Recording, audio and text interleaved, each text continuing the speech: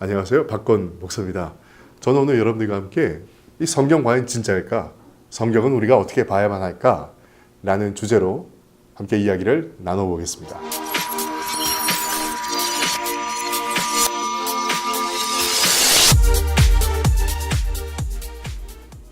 신앙생활이라는 것은요, 여러분들의 삶 전체를 맡기는 것과 같습니다. 자, 내 삶을 다 맡긴다? 그렇다면 여러분들이 가장 먼저 봐야 할 게 뭐겠습니까? 그건 첫 번째로 전문성이겠죠. 그것이 금융이 됐든 아니면 뭐 신앙생활이 됐든 어느 것이 될 수도 있지만 중요한 사실은 내 삶을 맡기는 게 쉽지 않겠죠. 그러다 보니 전문성을 보는 건 당연한 일일 겁니다. 그런 의미에서 보게 되면요, 무조건 예수님 믿으면 잘 살 수 있습니다. 무조건 예수님 믿으면 복을 많이 받을 수 있습니다. 그런 말 자체가 굉장히 무책임한 말이다라고 얘기할 수 있겠죠. 이 말은 기독교인으로서 감당해야만 하는 십자가와 고난이라는 주제를 무시하는 것과 똑같은 것입니다. 한마디로 말해서 여러분들은 내가 무엇을 믿고 있는가를 전반적으로 알아야만 되고, 목사님들은 여기에 대해 공부를 하는 게 당연하고, 성도들은 여기에 대한 질문을 하는 게 맞다라는 것이죠. 그것이 이상할 건 없습니다. 사실 우리가 배우는 성경은 좀 어렵습니다. 왜 어려울까? 성경에서 다루고 있는 주제들이나 성경의 배경 자체가 고대의 이야기, 먼 옛 이야기들을 다루고 있다라는 것이죠.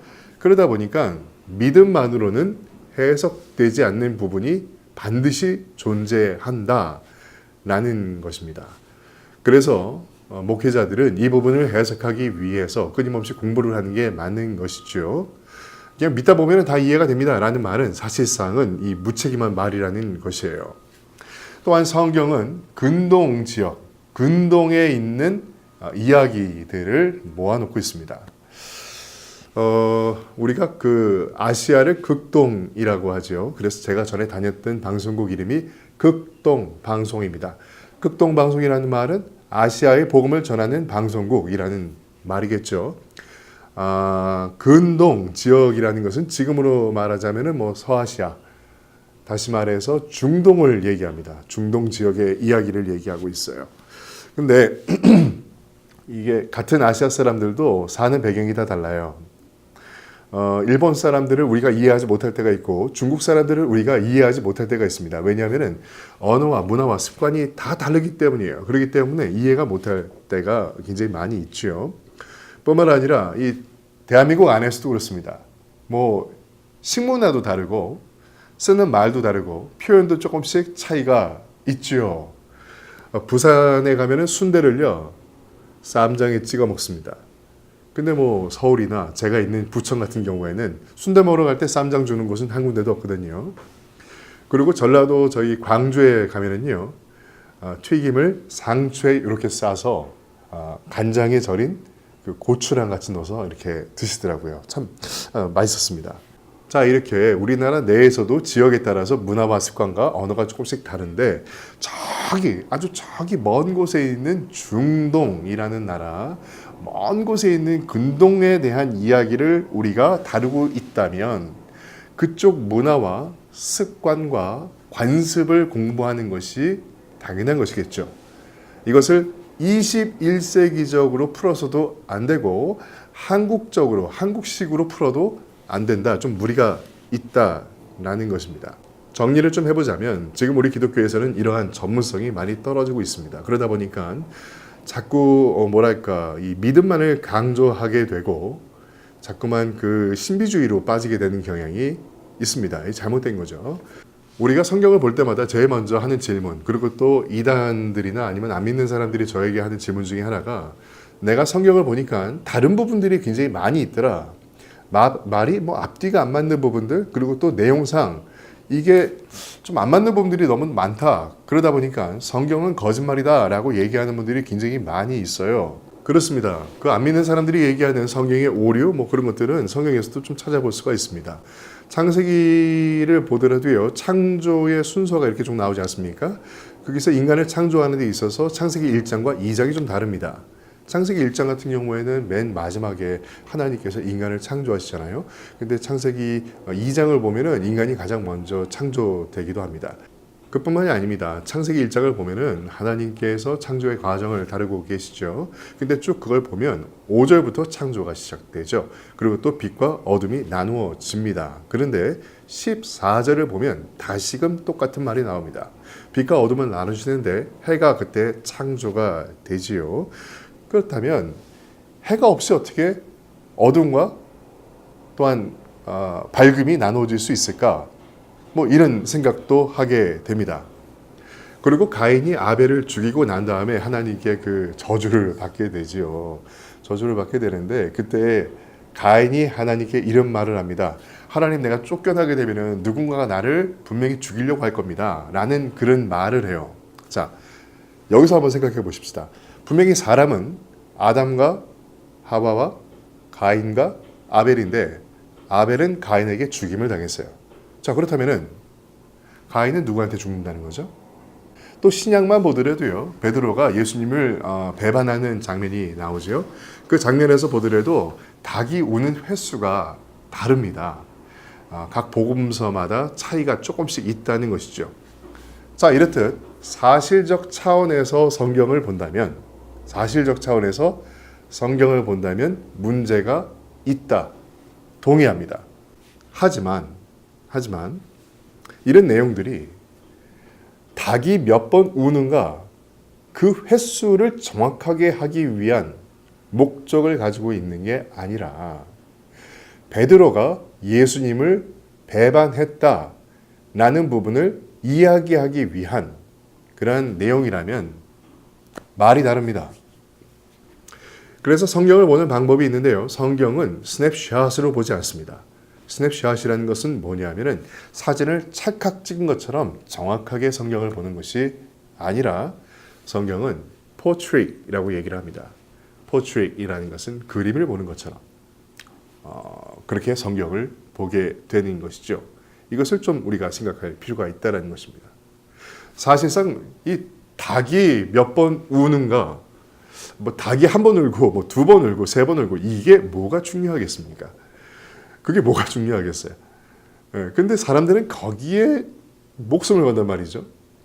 베드로가 예수님을 배반했다라는 게 중요한 거 아니겠습니까? 그런데 사람들은 닭이 우는 게 틀리다라는 것에 초점을 맞춰서 얘기하니, 그러면서 성경이 진짜가 아니다라고 얘기하니까 이거는 뭐 코미디와 같은 겁니다. 요나에 대한 이야기도 마찬가지예요. 요나에 대한 이야기를 나중에 제가 한번 해드리도록 하겠습니다. 그것도 뭐 고래가 사람을 잡아 먹느니 안 먹느니 그 먹힌 게 뭐 고래다 아니면 백상아리다 뭐 이걸 연구하는 게 도대체 뭐가 중요하겠느냐라는 것이죠. 그런데 우리 기독교인들도 이 성경을 보는 이 태도를 좀 바꿔야만 한다는 것이죠. 정말 많은 교정이 필요합니다. 왜냐하면요, 우리는 성경의 진리를 대하는 부분에 있어서 무조건 믿으라는 말에 익숙해져 왔어요. 그렇기 때문에 전달받아야만 하는 그 내용에 대해서 오히려 갈등을 하게 되는 아이러니한 그러한 문제가 발생되고 말았습니다. 뭐 성경은 무조건 다 맞아. 요나가 물고기 뱃속에 들어갔어. 뭐 그렇게 생각을 하니까 더 헷갈리기 시작한 거죠. 물론 성경이라는 것은 맞습니다. 전 그것을 믿습니다라는 믿음 안에서 출발을 하는 것, 그건 뭐 당연한 것입니다. 그런데 헷갈린 부분이 분명히 있다라는 것이죠. 대부분의 크리스천들은 하나님의 말씀이기 때문에 그것이 정확해야 한다라는 신념을 가지고 있는 것 같아요. 그런데 성경을 보다 보면 그렇지 않은 부분도 사실상 많이 보이거든요. 그래서 목사님을 찾아가서 목사님 이게 뭡니까? 라고 말씀을 드리면 믿으세요. 믿다 보면 나중에 다 이해하게 됩니다. 라는 말씀을 하시는 경우가 굉장히 많다라는 것이죠. 그런데 막상 그 말을 믿으려고 해도 이 믿음이 잘 안 간다라는 말이에요. 아, 그렇구나라고 그냥 넘어가는 것이죠.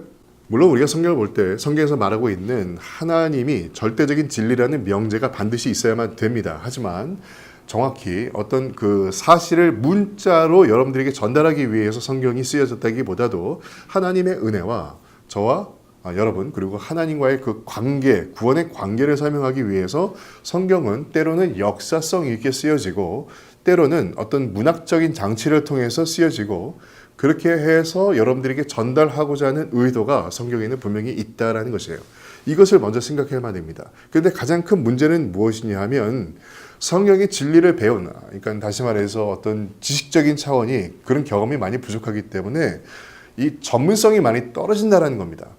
전문성이 떨어지다 보니까 어떤 진리를 돈이나 명예냐, 뭐 재산이나 건강이나 뭐 성공이라는 말들로 메꾸어 가고 있다는 것이에요. 그게 기독교가 돼버렸죠. 그래서 뭐 저 같은 경우에도 간증 프로 이렇게 보면은 성공한 분들만 나오더라고요. 어떤 성공이라는 것 자체가 기독교의 정의가 돼버린 어떤 잘못된 그런 모습이 많이 있다는 것입니다.